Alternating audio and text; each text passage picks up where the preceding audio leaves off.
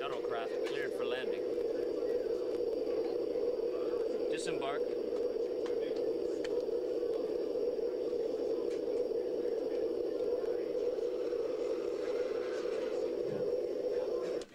Productions are going to include this exclusive skybox. Wait a second, let me turn it off too. Each of these finely sculpted reproductions from the Deep Space Nine show are going to include this collector's card, as well as this fine packaging, a wormhole blistered collector's card. The most outrageous character is Quark, the crafty Quark. The crafty Quark, the holosuite proprietor, he's the man. Continuing on, we have the space station DS9. Gotta be louder. Dude, I'm not gonna... The The Space Station DS9 comes equipped with sound capabilities and light-up features, and for added realism, it'll have this, a miniature Enterprise that can be docked on the station for added realism. Can be rotated, it also can be removed for more flexible play.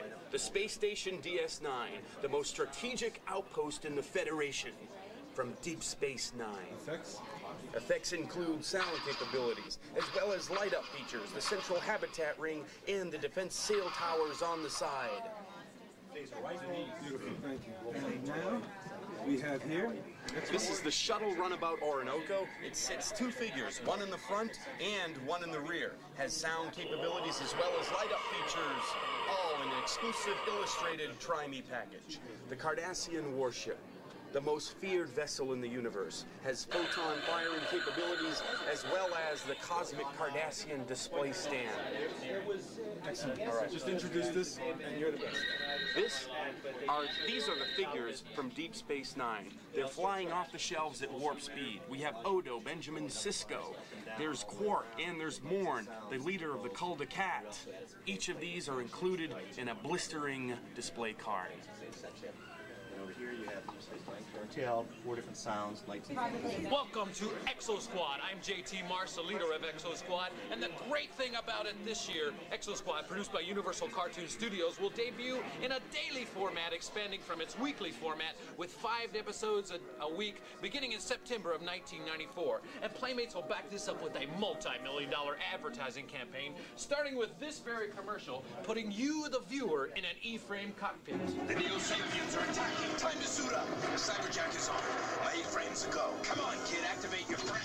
Move it, De Leon. JT Marsh, I'm Phaeton. You and your Exo Squad rebels are doomed. Blast them with your missiles, Alec. Fast! Get him, JT. Incoming. Typhonus is firing his fusion missiles. Hit him with everything you got.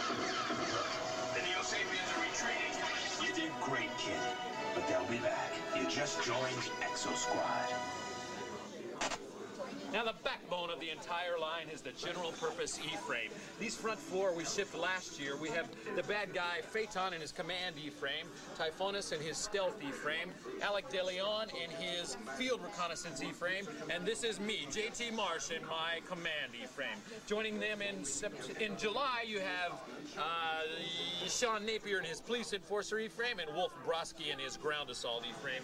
And then coming out into August is Nara Burns in her reconnaissance E-frame. Can you demonstrate this one? Actually, that one doesn't shoot. How about this one? It's got a great print. That's last year. Yes. These actually are nothing works Okay, on let me them. just get a couple close-ups so we can avoid that. The lens? Or? Yeah. You're lucky. Hold it up, man.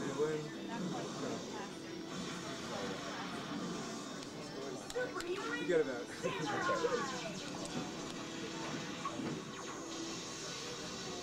We'll have strap-on gear, backpacks, helmets, leg weapons, all with the spring-loaded weaponry of their bigger counterparts in the E-frames. Now These are called our light attack E-frames, but there is nothing light about these 2-man war machines. They feature actual sounds and lights taken from the TV show, as well as tons of spring-loaded weaponry. It's a veritable war zone. It's rotating drone disc, actual laser sounds. It turns everything. It's a wonderful, wonderful playset. Blow-off parts to recreate the actual battles. Missiles coming in. Blow-off parts.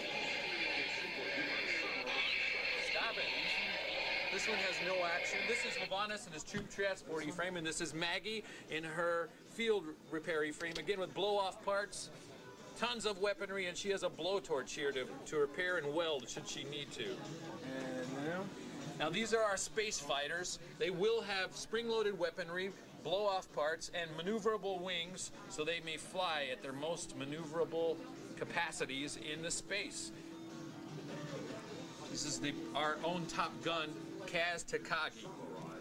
And this is the pirate Jubail of Unknown Allegiance. He has the power to sway the battle between Neo-Sapiens and Exo Squad. Probably whoever pays him the most money that day, that's who he sides with. The Light and Sounds Command Ship assortment. We have the Olympus Mons flagship for the bad guys, and the Exo Carrier Resolute, featuring actual lights and sounds, and even a few of the voices taken from the actual TV show. They carry mini space fighters and mini E-frames, so you can recreate classic Exo Squad battles. Exo Squad, the perfect melding of warrior and war machine. Huh. Majestic ocean world of Steven Spielberg's Seaquest DSV. Let's take a look at our action figures.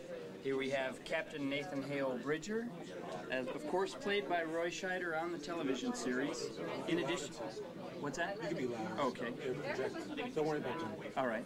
These Playmates figures have a unique feature, which is 14-point articulation, allowing these figures both to achieve the heroic action poses you see here and fit realistically into the tightest quarters of their undersea craft. Okay, let me just get this, and then we'll go to that. All right. Play with any game device, but if you have a tether tied to a battery compartment, I'll get the close-ups after. Okay, go ahead. Okay. Go to the ship. Let me take you to the hero of this action Oh, yeah, adventure. compare this to this. Oh, okay. One of the features of these action figures is they have 14-point articulation, which allows them to achieve heroic action poses, hold spring-powered weapons, and fit realistically into the tight quarters of their undersea craft. Not all action figures can do that. It's the 14-point articulation that allows them to be so flexible. One more time. Okay. Which part do you want to? Just as it's closing up. Ready? I'll come around. Close it. All right, let's take a look at our 21st century underwater craft. This is Seaquest DSV 4600, the flagship for Seaquest DSV. Featuring authentic lights and sounds from the television show. There's the power-up propulsion sound and lights. Also has a Sen sonar scan.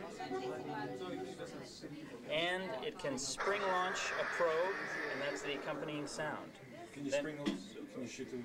I'm not sure right now. We've had a problem with the spring. Just shooting it so many times during the week. I'll take you. Yeah, that's gonna be done in 95. Hit the effects. What's that? Hit the effects. Oh, I'm sorry. Okay.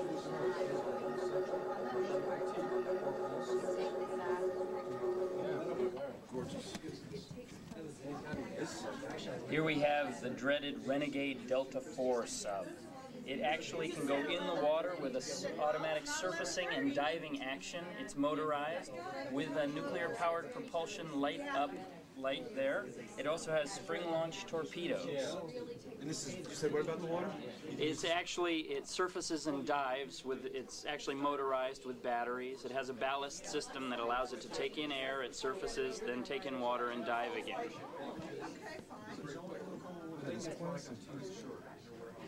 Okay. This is Seaquest DSV's futuristic truck, the mini pickup.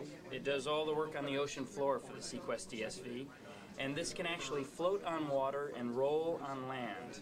Does a variety of tasks, has a very detailed cockpit that holds one action figure, and this pod is... Here we launch MR7.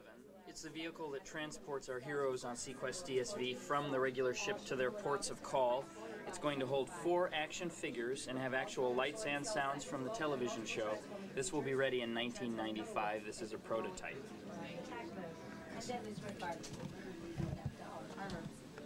Battle horse assortment, deadly skeletal detailing, spring-fired armaments, positional skeleton blaster. All 4 shippable in August, price point $750. End of 94, we'll have the Skeleton Legion attack craft, the largest skeleton warrior accessory over 20 inches. And finally, in 95, Playmates invites you inside the Baron's lair, the most terrifying place that ever unleashed the action figure world.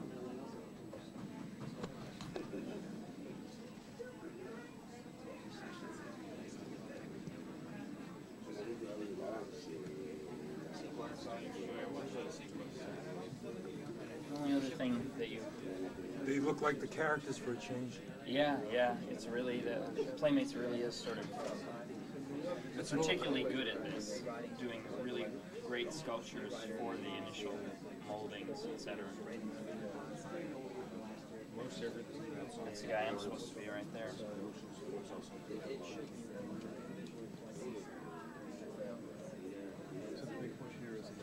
With the Seaquest DSV action accessory and figure line, you really have the only water play underwater line out there in today's ocean of action figures and accessories.